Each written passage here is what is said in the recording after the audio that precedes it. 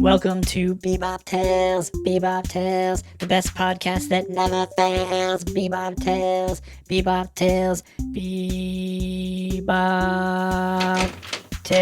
Tales. What is that noise? Someone's breaking in. BeeBop? Oh, Jonathan, what are you doing? I'm recording right now. I know. I heard you down here.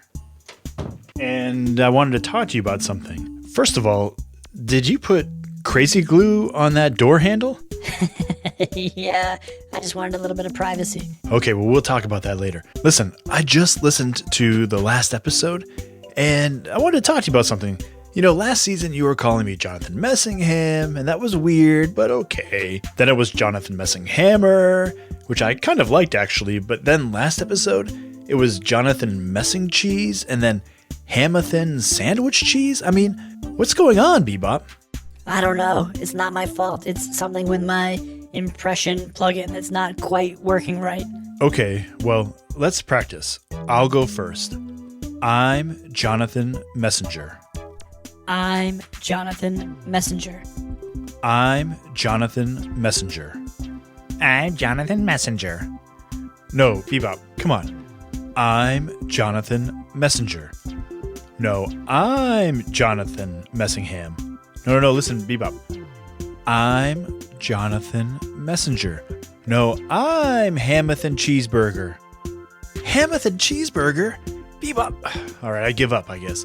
Okay, fine. Now, can you please excuse me for a moment? Now that we're done with that... Okay, now that we're done with that interruption, let's get right into the next episode.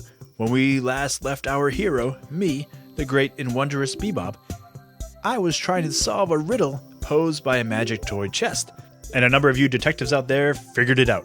We'll give shoutouts at the end of the episode, but let's get right into this one. BeeBop Tales 2, Episode 3, No Bones About It. A mystery you have found in me, no opening that you can see. Make no bones about it, you'll never open me without it.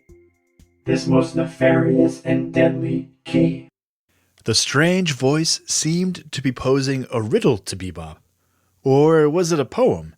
And why was it so hard to understand what it was saying? BeeBop asked Lowly if he had any ideas what it could mean, but the little worm had nothing. I still think we should open a portal and get out of here, said Lowly. No way. We told this little bubble ninja that we would help, and we will stay and help. Besides, a ninja might come in handy against Messingham. Yeah, if she can bring herself to leave her bubble. I heard that. BeeBop and Lowly tried to think of a solution to this strange puzzle, but they were coming up blank. Maybe the answer is in among the toys, said Lowly. There is a closet over there with some of the older toys, said Bubble Ninja. BeeBop ran over to the closet and yanked open the door. Time was running out. The finger puppet on the toy car was ramming the door. The helicopter was dropping paratroopers onto the roof, and who knows what other kind of misunderstood toys were out there trying to get in, trying to stop them. Inside the closet was dark and musty. It was difficult to tell where the shelves began and the dust ended. BeeBop pulled a stack of board games from the highest shelf. First, he opened up a box of Clue. It was Colonel Mustard with a candlestick in the library. No, said the toy chest. He opened up a Monopoly game. Here, I have $17,000, a get-out-of-jail-free card, and 2 railroads. Railroads are overrated, said the toy chest. Let's try Scrabble. BeeBop yelled. He opened the box and dumped out the tiles and tried to see what words turned up. Radio. No, Podcast. never, Jonathan Messenger. no proper nouns. Next, BeeBop pushed the games aside and found a bucket of tennis balls. It's worth a shot. He grabbed an old racket and 6 balls and hit them at the toy chest. ow, ow, ow, ow, ow. It's a puzzle.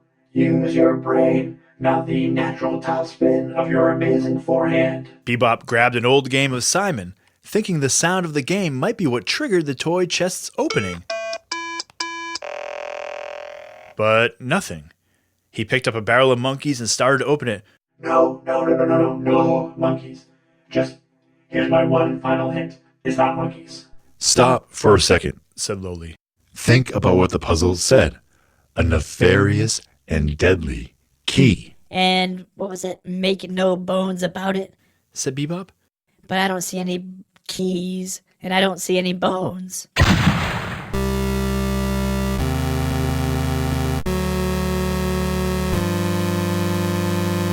The door of the general store broke open, and the lobster finger puppet hopped over the trunk of the car, which couldn't fit in, and strolled into the middle of the room. Thought you could hide in here, did you? The car was jammed in the doorway. BeeBop looked around, but didn't see any other way out, Actually, probably wasn't the smartest thing you could do. said BeeBop. Out there, you have all your friends, but in here, it's just you and me, and you're just a little finger puppet. Wrong. Said the finger puppet. It's just you, me, and my pirate army!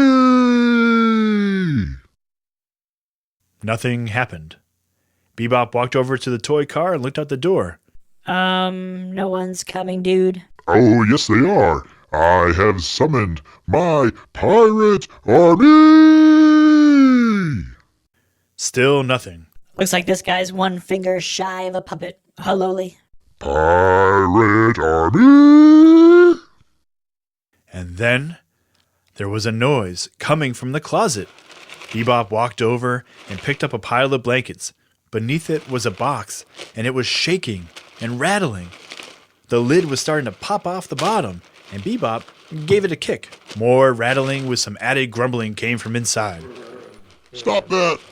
Yelled the lobster. BeeBop picked up the box and shook it. Would you please just don't do that? BeeBop shook it even harder. What's in this thing anyway? My army! Yelled the lobster. BeeBop put the box down, lifted the lid, and there, inside the box, was the puppet's pirate army. It was made up of toy skeleton pirates, snapped together at the joints with hats and little scimitars. A dozen or so swarmed out of the box and crawled over BeeBop's feet and ankles, but unfortunately for them, all of BeeBop's shaking and kicking had either made them dizzy or broken them apart. The ones that crawled to BeeBop quickly lay down on the floor, and inside the box there were lots of little skeleton parts and little angry skulls yelling up at our hero robot. Ah, you scurvy lid-belly! If I had half an arm, I'd take you to pieces! I've had compasses more fearsome than you. Hand me pelvis, and I'll show you what's what. Alls I need to send this swine to Davy Jones's locker is an arm, a leg, a rib cage, another arm, and then hand me sword, and a hand, and another leg, and a couple of feet, and Okay, I got it. Said BeeBop. BeeBop looked back down inside the box. He noticed that some of the skeleton toys were unusual, sparkling, as if they were plated in gold. Make no bones about it. Said BeeBop to Loli. A most nefarious and deadly key. BeeBop picked up the gold-plated skeleton pieces. Now this was going to be a puzzle, putting them together into some sort of skeleton key. Meanwhile, the skeleton army had begun snapping out of it and snapping themselves together. They were marching up his feet, up his ankles, climbing up his joints. They couldn't hurt him, but he knew what they were doing. They were headed for Loli. But no matter what BeeBop did, he could never quite fit the gold-plated pieces together. He couldn't make a complete skeleton out of the sparkly pieces, and when he tried to snap them together to form a key, that never made any sense. They looked like question marks and feathers and curly cues. The skeletons were now climbing up his belt and up his chest. Come on, buddy. Said Loli. I don't know how they go together. Said BeeBop. Use that magnificent robot brain of yours. Yelled Bubble Ninja. And while BeeBop's robot brain was and is magnificent, that's not what had gotten them this far. It was his fearlessness and his belief that he was always right, and sometimes his temper. So BeeBop put all of the keys in one hand, reared back, and chucked them. He threw them right at the magic toy chest. and about 25 holes opened up in the chest, and all the pieces fit right in. BeeBop brushed the skeletons off of him as the lid of the toy chest opened, and a yellow mist filled the building and seeped out through the door across the land. The toy car stopped revving its engine. The skeleton army stopped climbing BeeBop and fell to the floor. Sorry about that, matey. Even the finger puppet seemed to relax. He didn't look especially pleased, but the evil aura surrounding him vanished, and he lay down on the floor. Why does it smell? It smells like pineapple, right? Said BeeBop. Yes, Said the Bubble Ninja. pineapple, the ultimate counterpart to Messingham. Wah! What was that? Yelled BeeBop. So, you have been playing with my toys. A voice boomed in the air. It seemed to surround them. You think an army of toys is enough to defeat me? I have been traveling from dimension to dimension since before you were born. Messingham. Said BeeBop. I've defeated you before, and I will defeat you again. Then come, let us settle this. A purple portal opened in the doorway of the general store. Walk through this portal, and you will find me waiting for you. BeeBop turned to Loli and the toys. This is it. He said, The final showdown with Messingham. I can't ask you to follow me, but if you ever desired freedom and a really awesome robot friend, you will follow me now. I am ready, master. said the Bubble Ninja. Please, squeeze me. Come on, squeeze me, squeeze me. Open me up. Let me at him. BeeBop stepped through the portal, and he was back in interstitial space. Only this time there were no worms. There were just dozens and dozens of portals, and in each one stood Messingham. BeeBop tells, BeeBop's in trouble. Too many Messinghams, they seek double. BeeBop tells, BeeBop tells, BeeBop tells. Okay, well, before we get into the art and the jokes, I want to say thank you to all of the detectives out there who helped us solve it. I want to say thanks to Adam from Chicago, Scott Mauer and Leaf from San Diego, 6-year-old Kelty from Lafayette, Colorado, JR and Everett from Springfield, Massachusetts, and thanks to our pal Sebastian from California, who gave us a really interesting idea for how to get the chest open. And a couple of you who called our number, but it wasn't clear, I couldn't get the names. But thank you so much. If you want to send an email, we'll make sure to thank you next episode.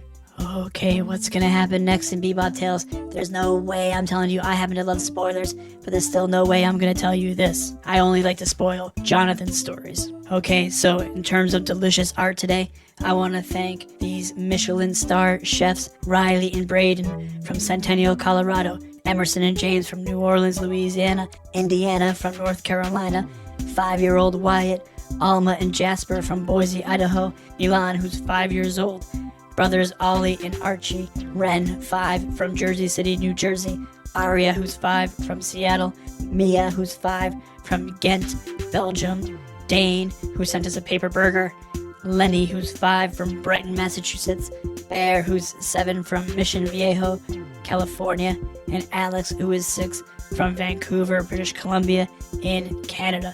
Thank you all so much. That art was so good. Okay, now we have a few jokes. Our first joke is from our friend Maya, who said, How do you know when the moon has enough to eat? When it's fall. Where do aliens park their ship? At a meteor. I like that one. What kind of music do aliens sing? Neptunes. Great job, Maya. And now 8-year-old Nicholas from Virginia. What is an alien's favorite soda? Ginger alien. That's great. Freya, who's 6, from Edison, she wrote, What pasta do aliens love? Spaghetti Bolagalian. That sounds fancy. Thank you for that, Freya. And finally, let's hear a joke from 6-year-old Valentino from Redwood Shores, California. This is Valentino from Redwood Shores, California, and this is my joke. What do you call an alien that got an F on his math test? A failien. That's great. All right, well, thank you to all of our artists, all of our jokers, and all of our puzzle solvers, and we will see you next week.